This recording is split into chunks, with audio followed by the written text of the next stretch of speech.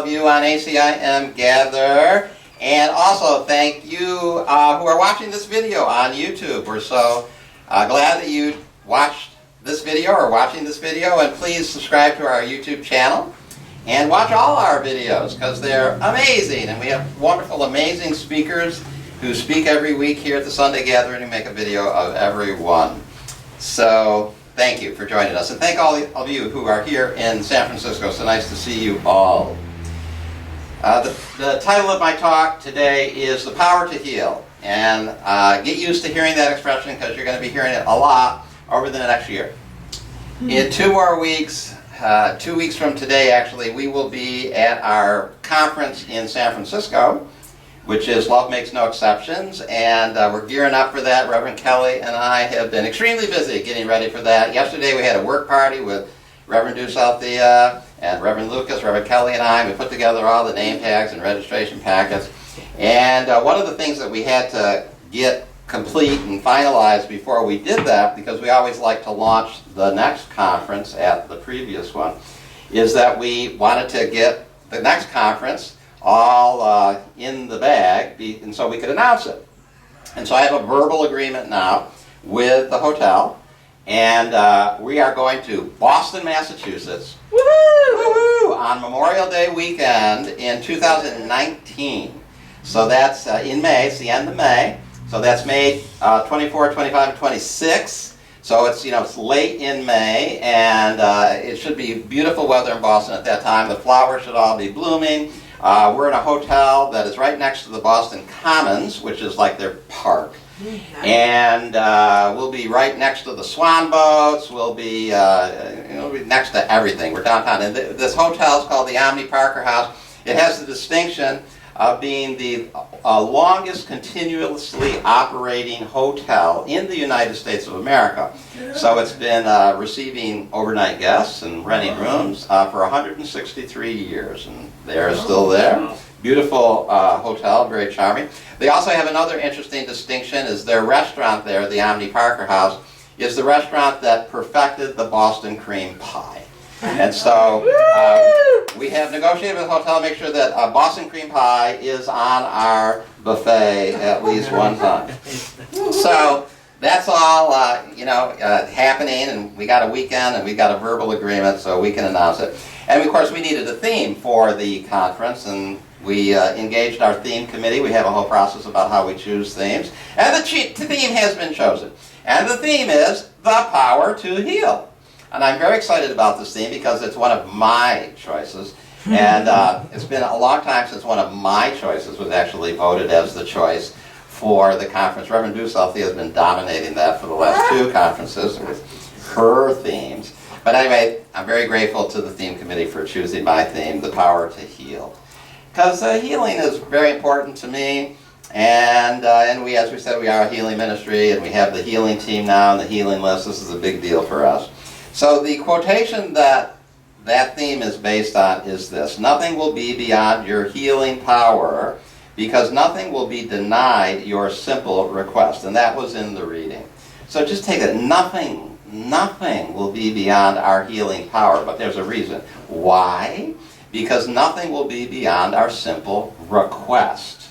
In other words, we have to ask for it. Just ask for it simply, and you will receive it.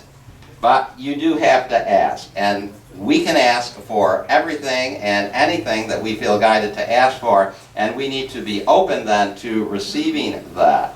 And that is the true power that we have. And we've been doing a number of workbook lessons that have to do with our strength and our power. We had just a couple days ago, there is nothing my holiness cannot do.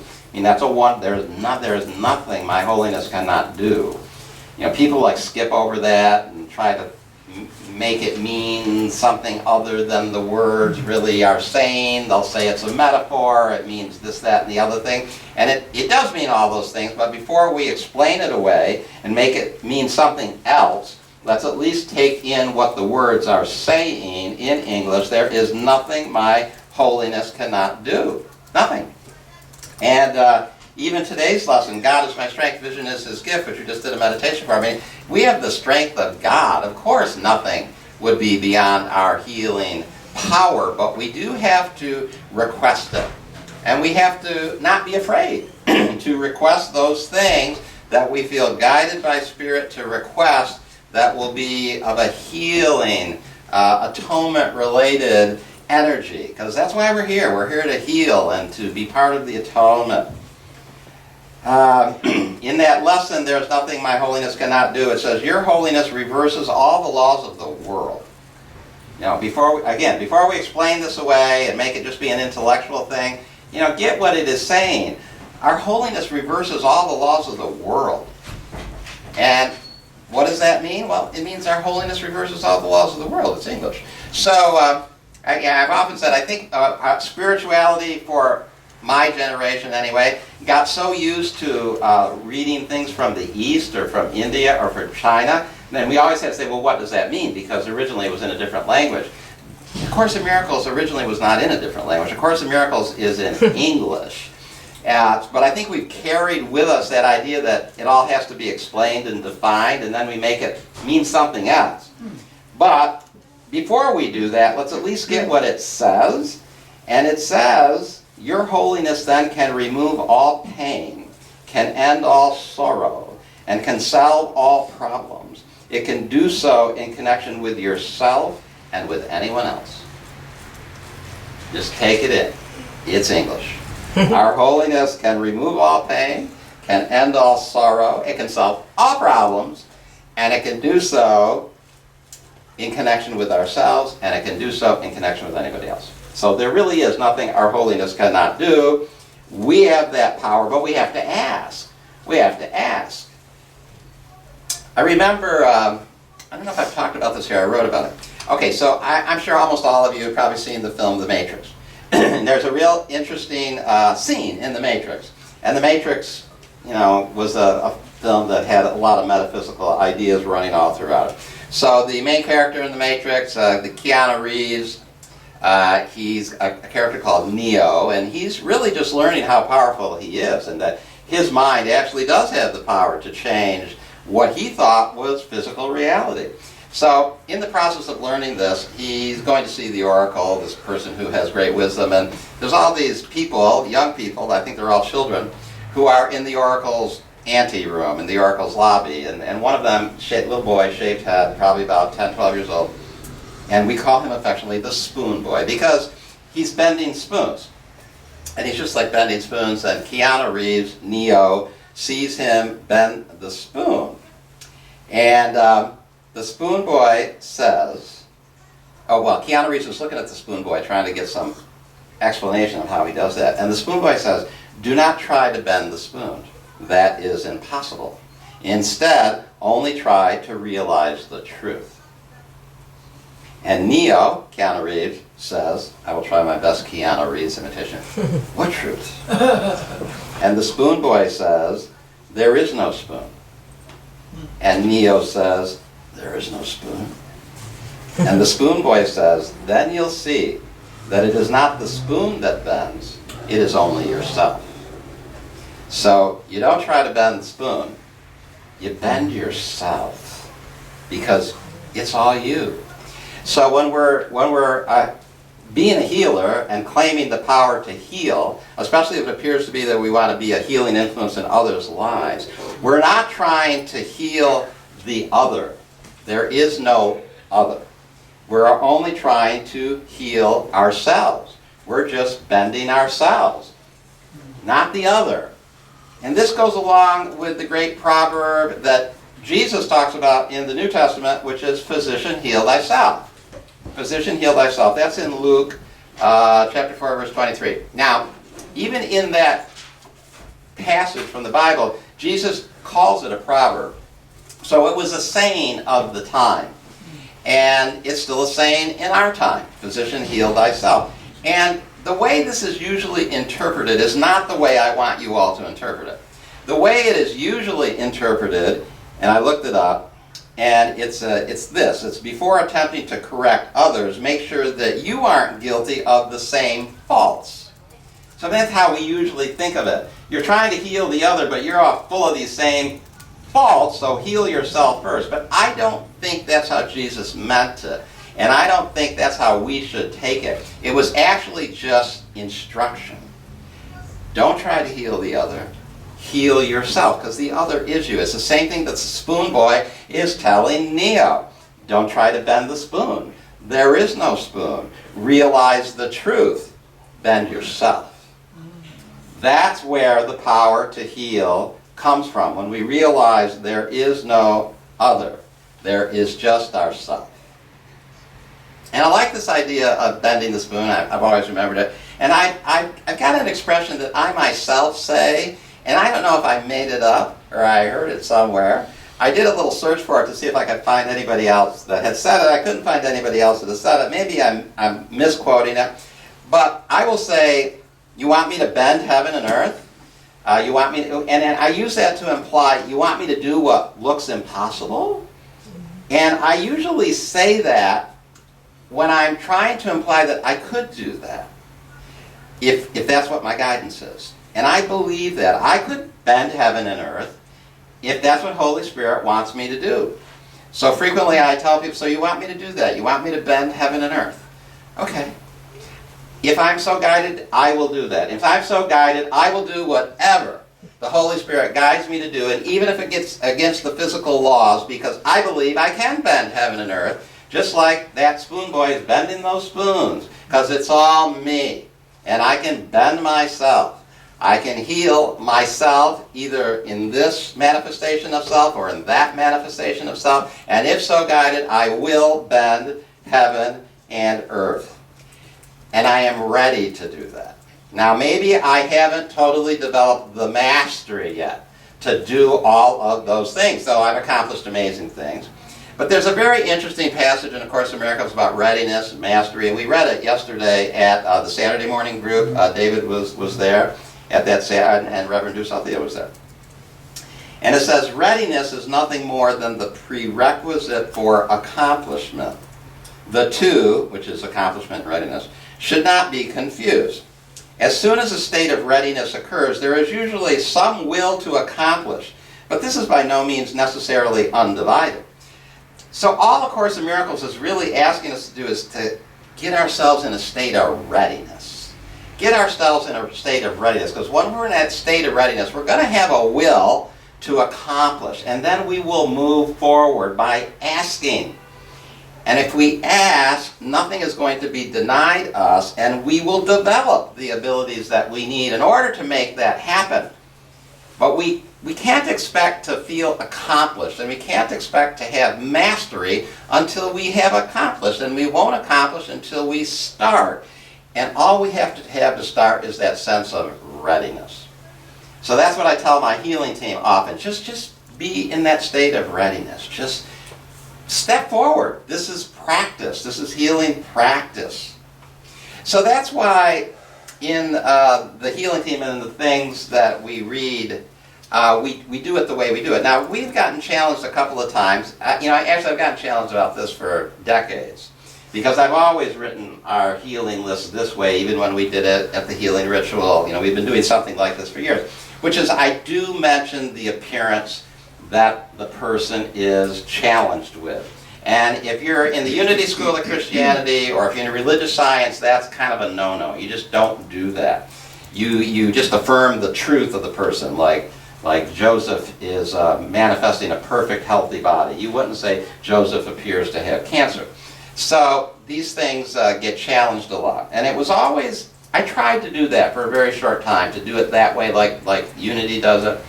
And it just didn't feel right for me. And I also found that the people who had the appearance, they felt discounted in some way. It's like you didn't join them in a loving manner. You basically somehow told them that they should be different than the way they are. And I didn't want that disconnect. I really wanted to join with them. There's an appearance going on. It's okay. Let's work on it together. Let's rise above it. That's the way the world is. And I think this is borne out in A Course in Miracles teaching. And so I got this quotation today. It says, "What man believes is true for him. In this sense, the separation has occurred. And to deny this is merely to misuse denial." So the separation has occurred. To deny it is just to misuse denial. However, to concentrate on error is merely a further misuse of defenses. Okay, so this is the point here. The true corrective procedure is to recognize error temporarily, but only as an indication that immediate correction is mandatory. So the true corrective procedure is to recognize the error temporarily. And that's why we state these healing items the way we state them, because we're recognizing the error temporarily, because that's the way to truly correct it. And to deny that that error is there is actually a misuse of denial. We can do this. We can be a healing influence. We just need to be ready, and we just need to ask. Another great quote that meant a lot to me, I read recently, it says, "The strength to do comes from our undivided will to do." So all that strength to do these things, to do whatever healings we need to do, comes from just a determination, an undivided will, that that's where we're going and that's what we're going to do. We're here to be healers. We're here to be miracle workers. We're studying a course in miracles in order to be miracle workers. That's where we're going. We just keep walking in that direction. We're ready. We're asking. We're asking all the time. At that work party yesterday with Reverend Kelly and Reverend Lucas and Reverend Duceltia, we actually had a great time. And we went out to lunch, and then later, everyone was done, we went out to dinner. So we went out to lunch at a little Asian restaurant. And we all got fortune cookies, of course, because that's what they give you. And they were all, everybody got one that was really pretty prophetic and sort of appropriate for the people. And mine was really interesting too. And mine was, a great pleasure in life is doing what others say you can't. A great pleasure in life is doing what others say you can't. Wow. And it's true. It's my great pleasure in life to do what people say can't be done. And you know, we formed a church in A Course in Miracles. We kept that church going for 31 years. It is a great pleasure of mine in life to do that. Others said, yeah, A Course in Miracles can't do that, it shouldn't do that, doesn't matter. I was following guidance. The Miracle Center was following guidance. We're in our 31st year. We operated in the black last year. We got a conference coming up in 2 weeks. We're booking a new conference in Boston for 2019. We're on a good roll. We're doing great. And people think this can't be done? Well, my great pleasure on life is proving them wrong. And people think this healing work that we're doing can't be done. And I get into arguments, discussions on that large Facebook group where people are really like challenging me and us and this focus on healing, the way I'm doing it is all wrong. And I say, well, okay, that's your opinion, not my opinion. And I have the readiness for it, and I'm asking for it, and I'm doing what I can as I'm guided to move in that direction. And okay, I don't have mastery yet, but I'm working towards mastery, and I have accomplished, and the Community Miracles Center has accomplished amazing things. And yeah, my confidence wavers from time to time, and I can buy into fear too, and that's okay. That's just an appearance I'm going through. I can acknowledge it. I don't have to be afraid of it. It's just an appearance I'm going through, and I can just move forward. A Course in Miracles says confidence cannot develop fully until mastery has been accomplished. So we're not going to be totally confident to do any of the miracle things that we're asked to do, at least not right yet, not until we have mastery. And I'm not claiming to be a master yet, but I am claiming that I am ready to move towards mastery, and I am doing what I believe I am being guided to do to achieve that. And again, Course in Miracles says, however, the readiness, at least, is an indication that you believe this is possible. So when we feel that readiness, that's an indication that we have now embraced the belief that all of this miracle working, healing ability is possible. And so we move forward. And there's a little dissertation in the course about, perhaps you think that it's going to take eons and eons of time to really develop the mastery once you feel the readiness.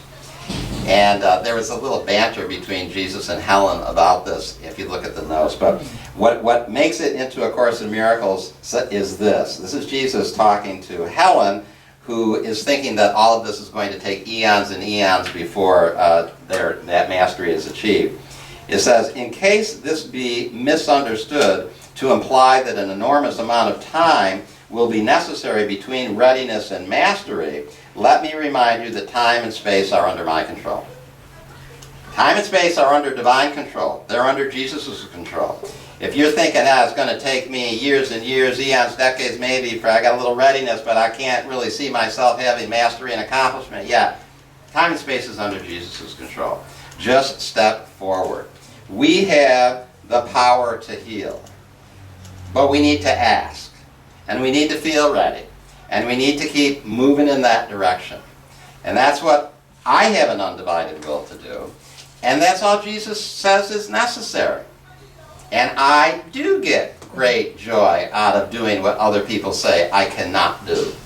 So watch the CMC, and watch Reverend Tony, and watch us accomplish the impossible with healing, with conferences. Join us in San Francisco, you can still come. Join us in Boston in 2019 for the power to heal. We have the power to heal. We need to ask. Thank you. That's my talk.